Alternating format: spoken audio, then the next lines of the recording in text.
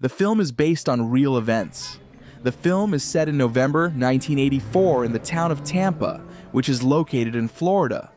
On a sunny afternoon, Lisa works in a bakery, offering visitors the freshest pastries.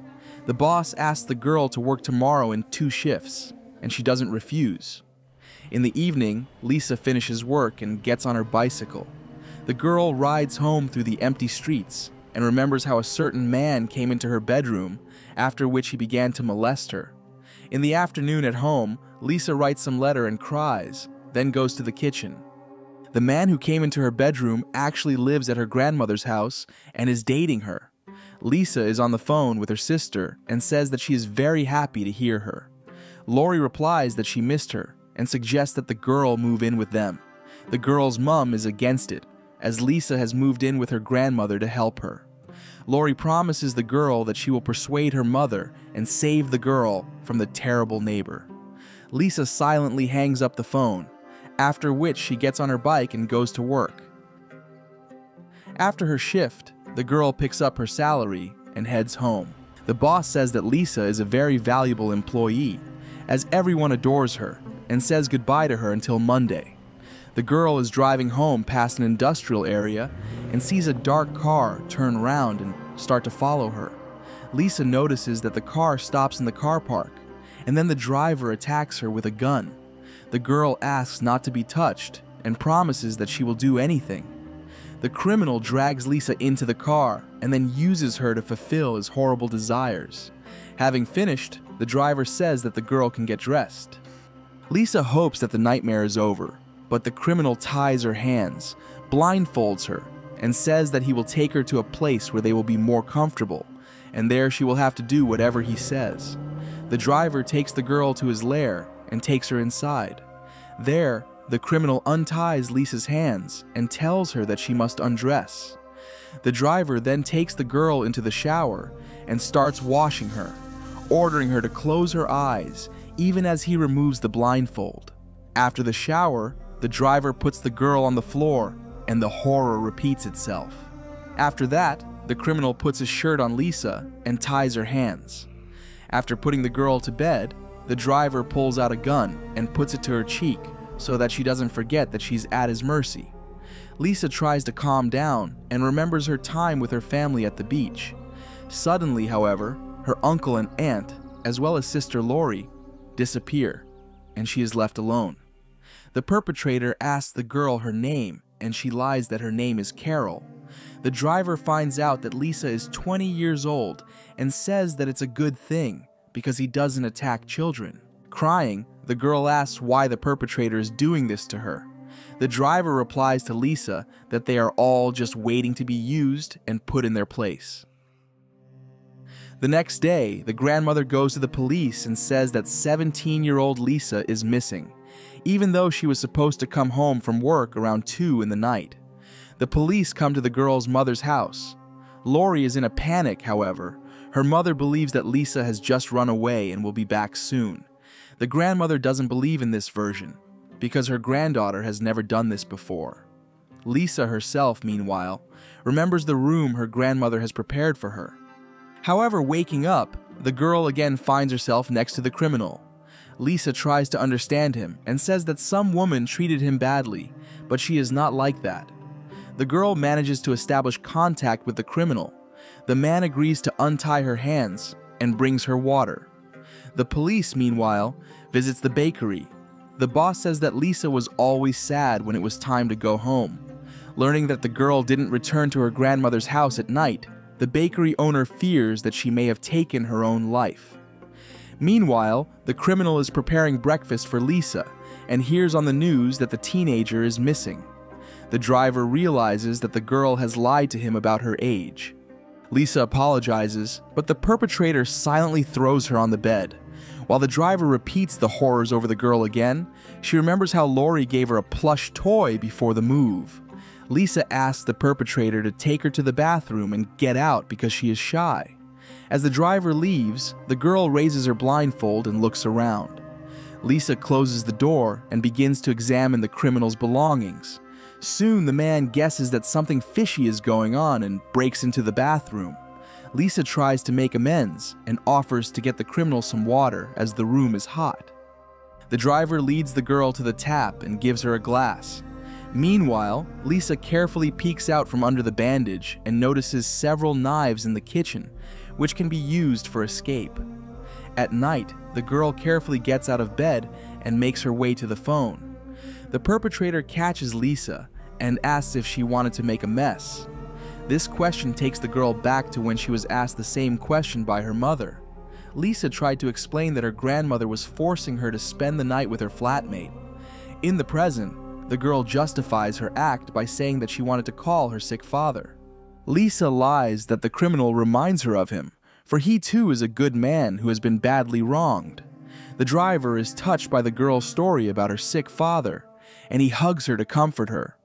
The criminal puts Lisa on the bed, and he himself begins to clean the kitchen. The girl recalls how once Lori came to visit her grandmother. She and her sister were very happy that they could finally be, at least, some time together. When the criminal starts molesting Lisa again, she says that she is ready to become his girlfriend if he will let her come home and take care of her father. The driver thinks about it, but answers nothing. A couple of hours later, the perpetrator watches the news, which carries a report of 2 victims found within the city limits. The driver approaches Lisa and says that he has to get rid of her. The girl begs to be sent to her father, as she will not tell anyone about what happened. However, the criminal orders Lisa to be silent, after which he ties her hands again and puts her in the car. The driver stops near a petrol station and then gets out of the car. While the perpetrator is getting petrol, Lisa bites her finger and leaves a mark on his car. After returning, the driver gets behind the wheel again and takes the girl to a deserted place. Lisa cries and begs the criminal to keep her alive. Suddenly, the driver unties the girl's hands and tells her that if she goes to the police, she must say that she was grabbed and held captive by a black man. The criminal orders Lisa to sit in this place for about 5 minutes, and all this time not to remove the bandage, otherwise he will take her life. The girl agrees, however, pulls the cloth off as soon as the car drives away. Crying, Lisa gets to her feet and goes home, not believing in her salvation to the end. The girl tearfully tells what happened to her, but her flatmate attacks her, not believing it. The grandmother asks him to calm down and is about to call the police to tell them that Lisa has returned home. The grandmother also doesn't believe that the girl was kidnapped and then just returned home as if nothing had happened. To the police, the grandmother informs them that Lisa just went on a spree and she is fine. Hearing this, the girl cries, not understanding why no one believes her. The police officer decides to pick up Lisa and interrogate her to find out how everything really was. The girl comes to the police station and tells her version of what happened. The officer doesn't understand why there are no bruises and abrasions on Lisa. The girl says that the criminal threatened her with a gun, and therefore she didn't resist to save her life. The police officer finds it strange that the criminal just let Lisa go and also cooked food for her and didn't beat her. The officer tends to believe that the grandmother told the truth, and the girl just went on a bender and made up this story to justify herself. Afterwards, Lisa is questioned by detectives. They also find it strange that the girl remembered the number of steps and other details that are rather lost in such a stressful situation. The detectives ask Lisa not to lie. They understand that she just wanted to meet her friends, relax, and then not get a scandal for her disappearance. However, even that isn't worth making up a story about kidnapping and humiliation. Lisa is desperate. She cries and asks why no one wants to believe that she lived through the horrible events she is now recounting. The whole police department, meanwhile, is trying to find the criminal who took the lives of several women and left almost no evidence. Another detective decides to talk to Lisa. He finds it strange that no one believes her. Larry comforts the girl and asks her to tell him what happened. On the contrary, the detective believes that the striking clarity of details shows that Lisa is telling the truth and should be trusted. Larry finds out about what happened to the girl and tells her mom. The woman doesn't believe it either, saying that Lisa has gone on a bender and made it all up. The girl, meanwhile, helps put an identikit. Lisa tells the detective about what happened at her grandmother's house, and Larry arrests the flatmate. The girl continues to talk to the detective about what happened, and the man begins to suspect that she was captured by the very criminal they are looking for by the whole department. Larry transports Lisa first to one and then to another place to ensure her safety. The girl helps the investigation a lot. She helps to make an identikit and even finds the place where the criminal left her. Larry manages to convince the other police officers that the serial criminal they are looking for captured and then released Lisa.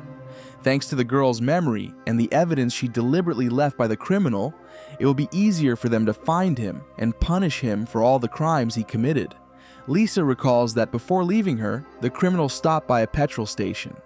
Larry looks through the photos from the cameras and finds a man who bears a striking resemblance to the identikit the girl made up.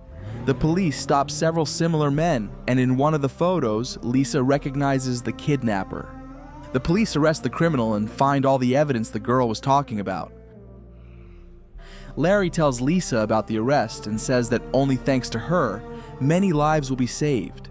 The girl decides to live together with her uncle and aunt. Years later, Lisa becomes a policeman and raises her beloved daughter, as well as her granddaughter.